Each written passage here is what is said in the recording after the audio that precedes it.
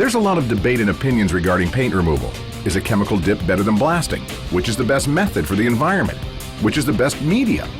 There's probably more questions than answers on the subject, and while both remove paint, blasting will only get what you see. Dipping will get into every corner and crack, and from what we can decipher, that's the problem with either method.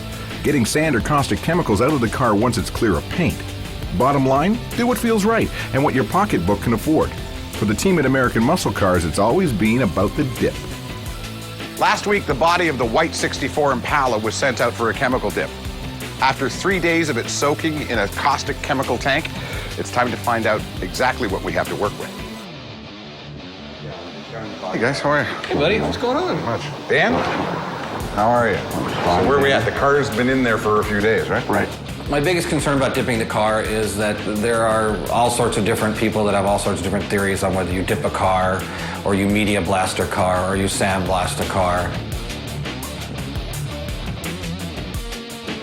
When you, like say, when we're pulling the car out, you have to go very slowly because if you do not, you're going to take a lot of the liquid with it. And you got the weight of the car plus the liquid that tends to damage the vehicle. I move it over to the spray area where we use water at 3,000 pounds per square inch to blast the metal. It'll blow off any paint off the body of the car. It gets it down to the bare metal. The high-pressure wash not only blasts off any loose paint and debris, it also dilutes any caustic chemicals that hide in corners or under the layers of metal. Getting this stuff off is vital to the process. Left on in full-strength form, it'll eat any primer or paint you try and apply later on. This stuff even eats sealers and putty, so a good soaking is essential.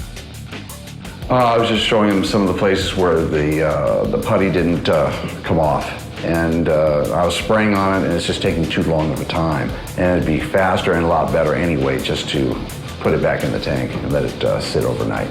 I was concerned about the fact that there's always hidden spots that are notorious for rust. The areas around the windows are notorious for rust. The lower front firewalls are notorious, and they're all look to be clean on this car at this point. This is going to go back in the tank for sure. Yes, it is. How long do you think? Probably overnight. After 3 days of soaking, we still don't have a clear picture of how extensive the rust is. If it's just surface rust, it should come off easily. If not, it could mean we need to find a whole new project car. Back in the tank could be good news or bad news. We won't know for sure for another 24 hours.